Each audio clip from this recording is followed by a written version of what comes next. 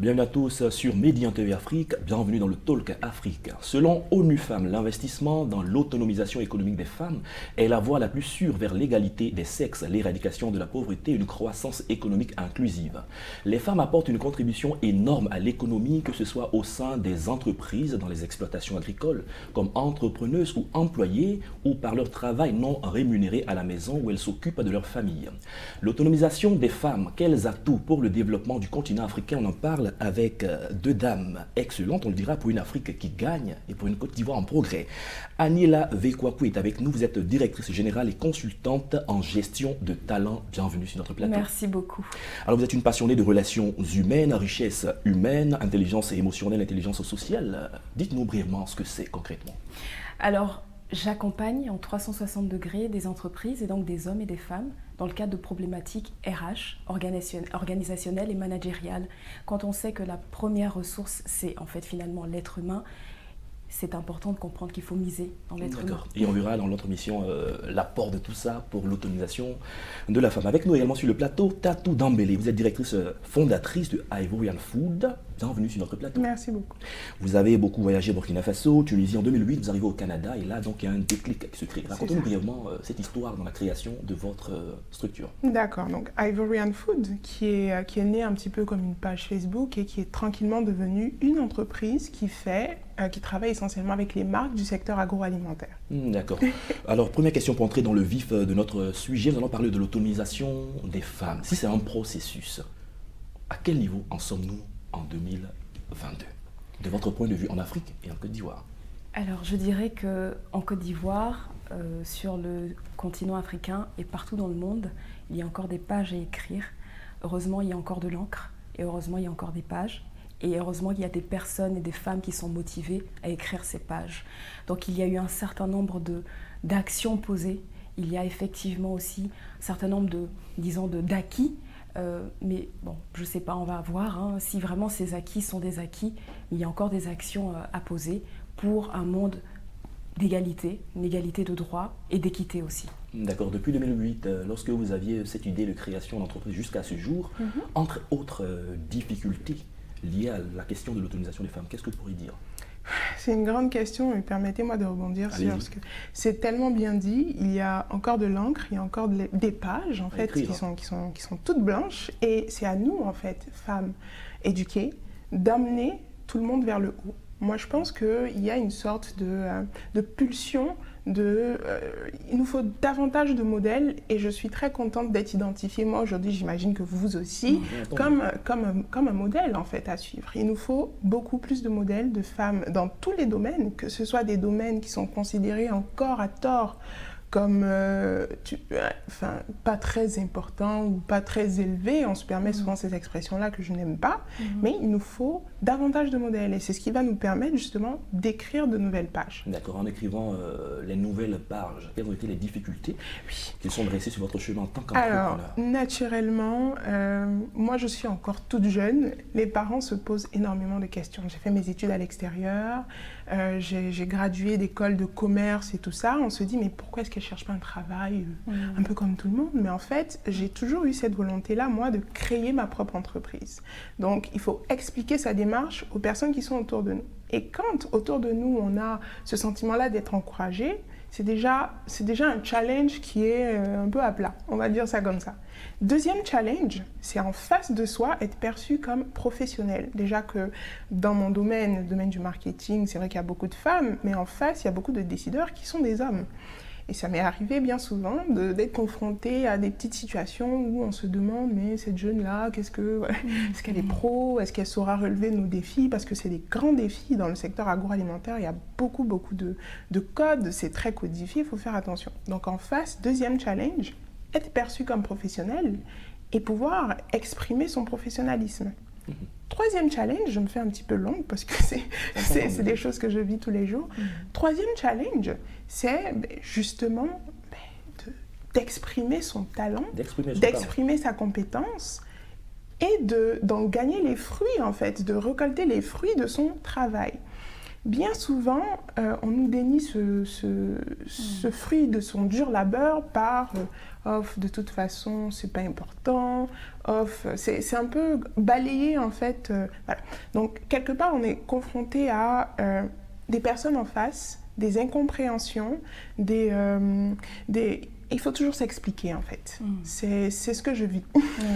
Vous êtes dans les ressources humaines depuis plus de 15 ans. Depuis 15 ans. Vous rencontrez régulièrement des personnes qui ont du talent, puisque vous-même dans la question de recrutement de talent. Tout à fait. Comment se fait-il qu'il y a des personnes qui ont du talent mais qui ont du mal à pouvoir exprimer ce talent, à le valoriser? Alors, en résonance avec ce que Madame partage, en tant qu'entrepreneur, bien évidemment, j'ai rencontré aussi les mêmes défis. Je vais plus parler de défis que d'obstacles, parce que pour répondre à votre question, je crois en partie que ce qui va nous permettre de soulever les barrières, de casser le plafond de verre, c'est la conscience de ce qu'on est, et donc la confiance en soi. Et pendant des années, des décennies, des siècles, les femmes ont été vraiment au second plan et n'ont pas été dans cette culture de connaissance de ce qu'elles sont véritablement, des richesses qu'elles ont, des valeurs qu'elles ont, des compétences qu'elles ont. Et on a, dans le schéma de l'éducation, souvent dit, voilà, occupe-toi de la maison, ne te pose pas de questions sur qui tu es, parce que, a priori, tout est déjà tracé pour toi. Et je pense sincèrement que la confiance basée sur la conscience de ce qu'on est va permettre de petit à petit être à sa place, trouver sa place, et ne pas avoir à trop batailler en fait au final. Parce que quand on est convaincu de ce qu'on est, en vérité, on n'a pas trop à argumenter. L'évidence, elle se met en place au fur et à mesure et l'environnement l'accepte. Parlant de confiance en soi, vous êtes des modèles sur notre plateau. Comment est-ce que cette confiance en vous s'est-elle développée au point que vous soyez là où vous êtes? Parce que régulièrement, il y a des femmes, puisqu'il s'agit des femmes qui ont des compétences, qui ont des potentialités, mais qui n'osent pas. Alors, chez moi, c'est quelque chose que j'ai envie de dire depuis toute petite. On me l'a toujours dit, toi tu finiras chef d'entreprise. Pourquoi? Parce que j'ai toujours eu cette volonté-là de faire mes propres choses, de m'exprimer, de ne pas recevoir tout le temps, de ne pas être dictée en fait dans mon comportement ou même à l'école, c'était des choses, voilà, j'étais toujours la première déléguée de classe, j'étais toujours celle qui prenait en fait la voix des autres pour mieux l'exprimer, j'étais toujours celle-là qui avait la volonté de, je ne vais pas dire d'être au-dessus, mais d'organiser, de mieux porter les projets, ce genre de choses-là. Mais si je veux revenir un petit peu à l'essence même de la question, quand on a parlé de confiance en soi tout à l'heure, c'est quelque chose qui se construit. Se construit, ça prend énormément de temps. On a parlé de conscience de soi. Conscience qu'on n'est pas un simple pion qu'on peut déplacer au bon vouloir. Conscience qu'on a la capacité d'aller chercher les outils pour s'outiller, pour faire ce qu'on veut. Conscience que ce soit un homme en face ou peu importe ce qu'il peut y avoir en face, on est sur le même pied d'égalité. On peut s'exprimer de la même façon. Et intérioriser l'idée que de toute façon, moi, c'est comme ça en tout cas que je l'ai construit, de toute façon, tu seras un petit peu regardé de haut, donc bats-toi toujours plus. Fais toujours plus que ce que tu ne fais d'habitude. Donc, une fois qu'on intègre ça très jeune, on déplace quand même un peu des montagnes. Sur cette question, un additif? Ça résonne beaucoup. Ça résonne beaucoup. Parce que oui, il y a encore des pages à écrire, parce que les quotas nous montrent qu'on n'est pas à du 50-50 aujourd'hui, et qu'en nombre, les femmes sont en infériorité dans les sphères, même si ça évolue. D'ailleurs, merci à ces femmes pionnières qui ont montré que certaines initiatives pouvaient porter leurs fruits. Mais effectivement, quand elles y sont arrivées, elles ont dû faire plus que les hommes en moyenne. Donc ça parle. Et là, quand vous parlez de 50-50, je me souviens qu'hors antenne, on parlait de comment est-ce que vous avez commencé au départ. Il y avait 100% de femmes dans votre entreprise. Et aujourd'hui, vous êtes à 50. On est à 50-50. 50-50. Qu'est-ce que ça fait de commencer avec 100% de femmes Et qu'est-ce que ça fait quand on est à 50-50 €? C'est hyper challengeant. On commence en se disant on est soi-même une femme. Parce que l'entrepreneuriat, je l'ai commencé donc, il y a bientôt 4 ans. J'avais 31 ans. Dans le secteur d'activité, des personnes de mon âge et des femmes, il n'y en avait pas beaucoup à occuper donc, ces fonctions-là. Et on se dit, en fait, on va porter toutes les femmes. Et en fait, la vie et l'expérience nous montrent que c'est peut-être pas ce qu'il faut faire. En tous les cas, ça a été ce que ça a été. Mais aujourd'hui, si on est à 50-50, c'est parce qu'on avait à vivre des choses et que personnellement, moi je crois plus en une mixité. Le fait qu'il y ait des hommes et qu'il y ait des femmes qui se retrouvent dans un environnement, ça crée une émulation et surtout une complémentarité, une espèce d'assise qui permet en fait au projet de décoller. Voyez.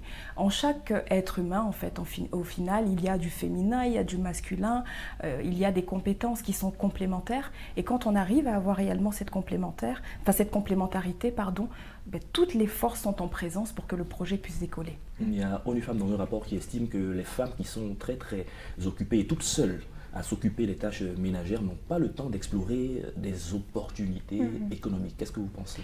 Je pense que étonnamment, ce sont ces mêmes femmes-là qui sont identifiées comme des entrepreneurs parce que, étant à la maison, leur seule capacité, leur seul moyen de faire rentrer, de contribuer au budget familial, c'est de développer à côté de soi un petit business. Et j'en vois beaucoup parce que nous, dans mon travail, on fait beaucoup de reportages sur le street food, la nourriture de rue ou simplement la nourriture, tout simplement. On se rend compte que ce sont des femmes au foyer qui développent à côté de leur foyer, quand les enfants sont à l'école, toutes sortes de petites activités de commerce et qui contribuent grandement au budget familial.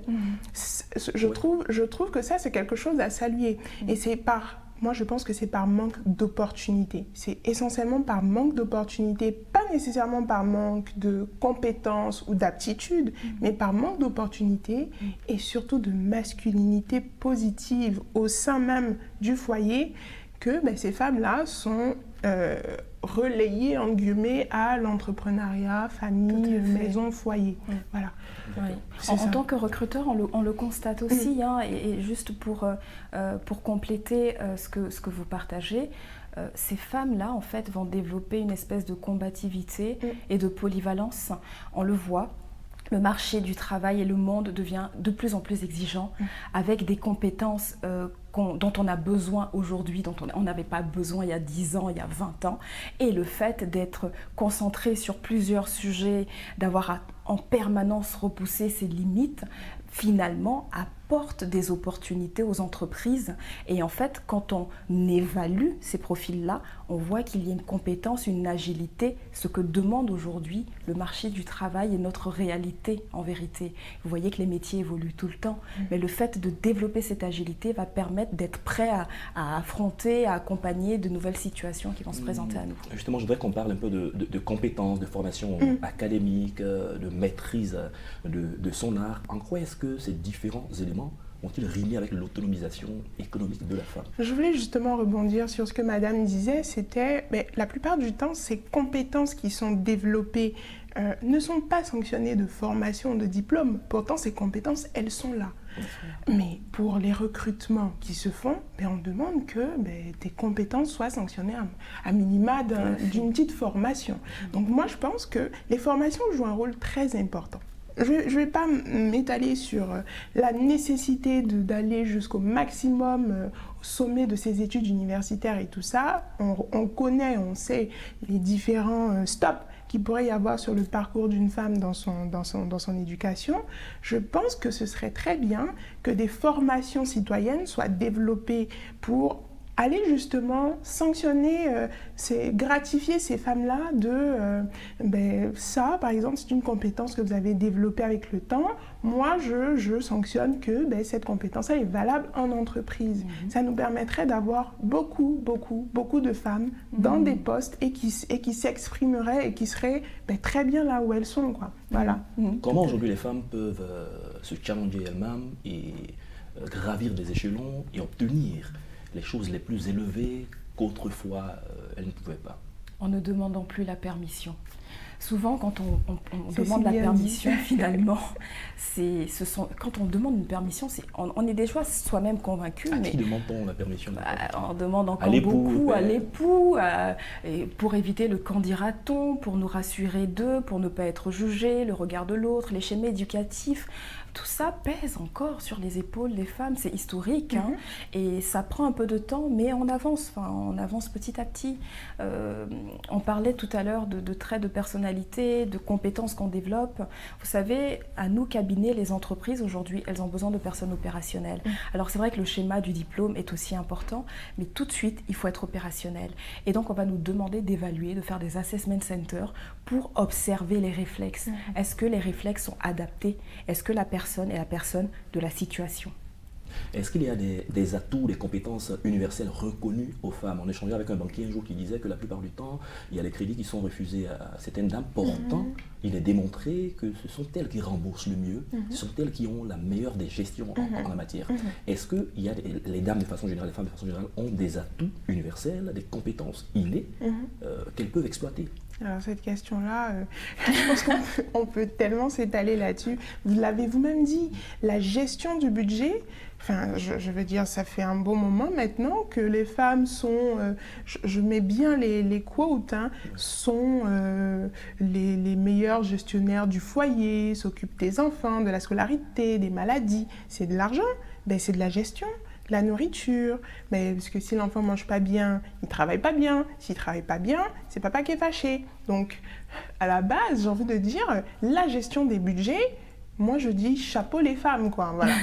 Papa est fâché, mais souvent il... Je rigole parce que moi je ne suis pas du tout dans ce cas-là. Mais alors, pas du tout. Donc je crois que je vais être l'exemple contradictoire. Le contre-exemple. Bah, c'est vrai que je peux comprendre en fait ces généralités. Mais en même temps, à un moment, vous savez, nous, quand on recrute, on va observer une personne, qu'elle soit un homme, enfin que ce soit un homme, que ce soit une femme. Il y a effectivement tout ce qui va être appelé féminin, qui va être plus dans la sensibilité, dans l'écoute, dans la créativité, et puis tout ce qui va être un peu masculin, avec l'organisation, etc., etc. La vie fait que on va développer de part et d'autre des compétences et des réflexes, en fait. Voilà. Ces femmes-là, effectivement, de par leur histoire, de par ces schémas aussi qu'on a créés, aujourd'hui, effectivement, elles ont cette capacité à pouvoir gérer tout ça. Moi, je vais vous partager juste une petite anecdote. Hein. J'étais dans les années d'études et mon père m'a demandé, j'avais, je ne sais plus, 22 ans, je crois, ou 21 ans. Il me dit, mais tu ne fais pas à manger? Et je le regarde, je ne fais toujours pas. Et il me dit, mais tu es un homme? Et je lui dis, écoute, si tu crois que le 9 avril 1987, tu as eu un garçon, alors à ce moment-là, peut-être oui. Je dirais juste que voilà, il y a le féminin, le masculin, et tout être a une part de féminin et de masculin. La journée internationale pour le droit des femmes célébrée tous les 8 mars. Quel est le sens de cette journée pour vous? Surtout qu'en Côte d'Ivoire, cette année, il y a beaucoup d'activités qui vont s'étendre, je pense, sur plusieurs semaines et à l'intérieur du pays en faveur des femmes rurales. Pour vous, le sens? Je pense que c'est... Enfin, je veux dire, symboliquement, c'est très bien hein, qu'il y ait une journée pour célébrer les droits, enfin, pour qu'on discute des droits de la femme, mais je pense que c'est un combat qui est quotidien.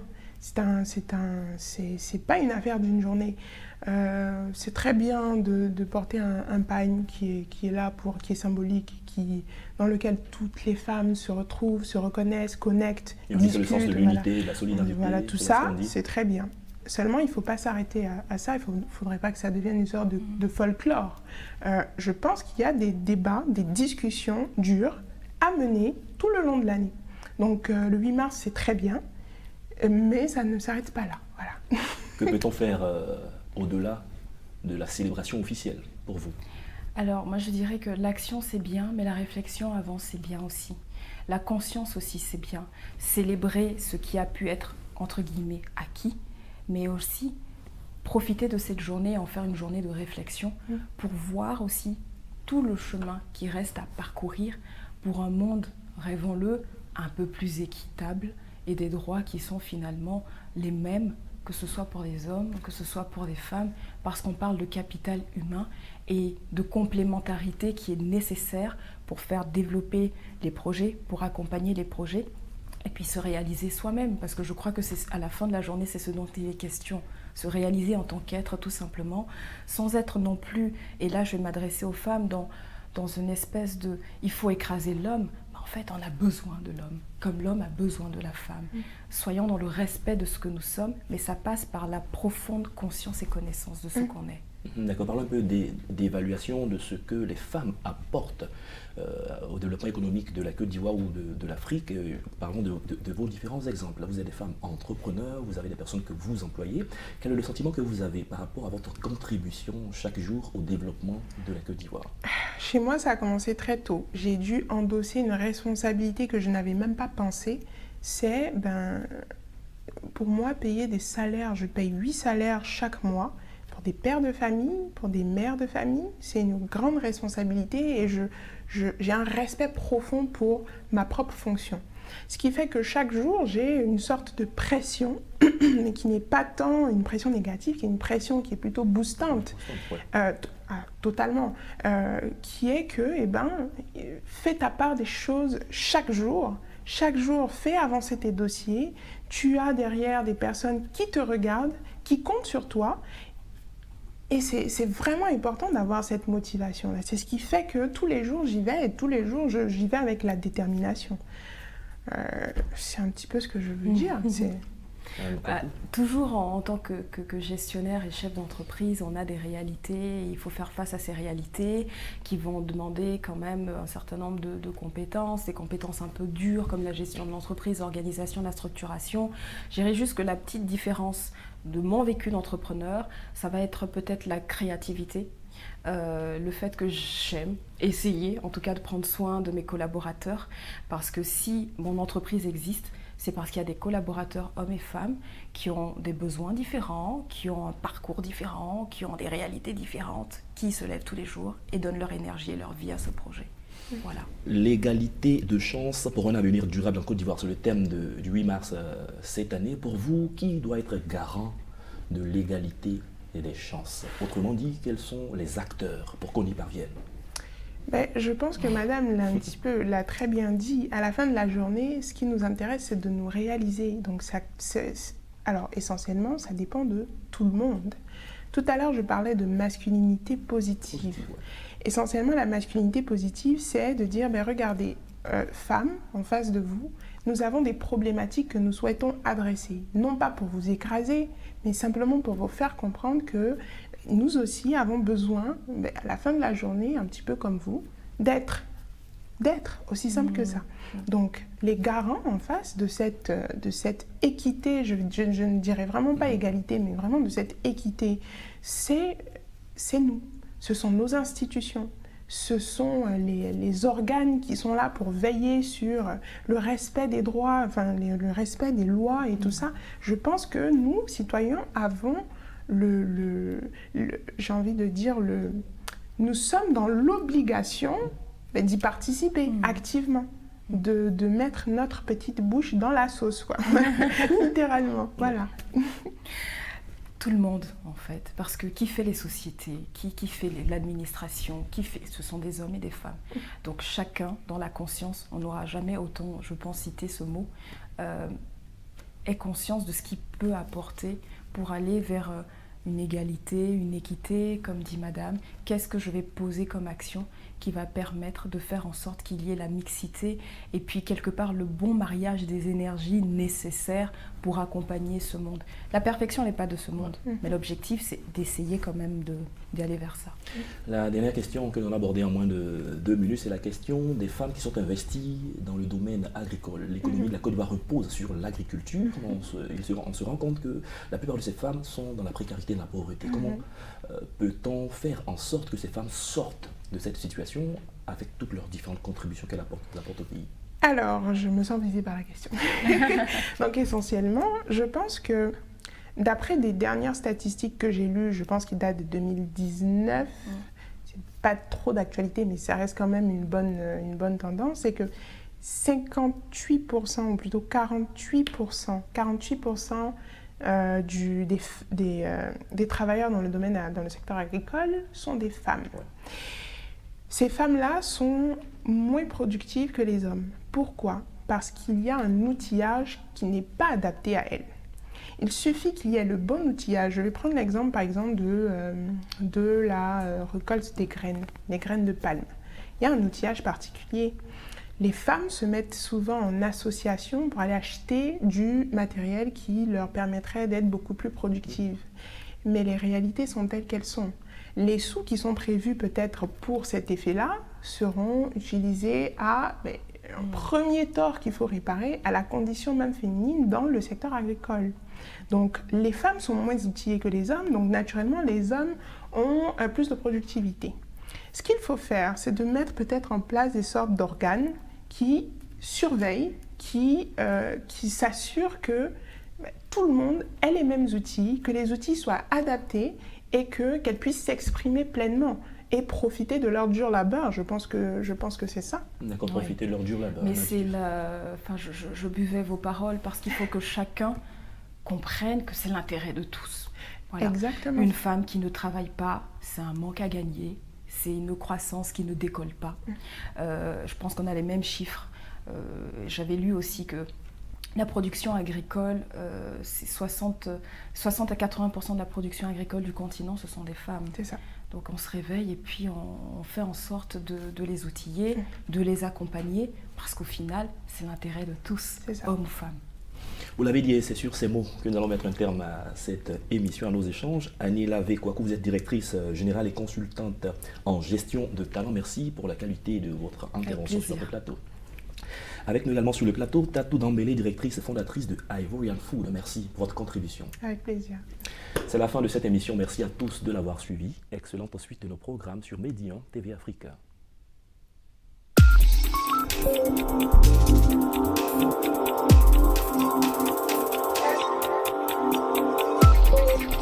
Thank you.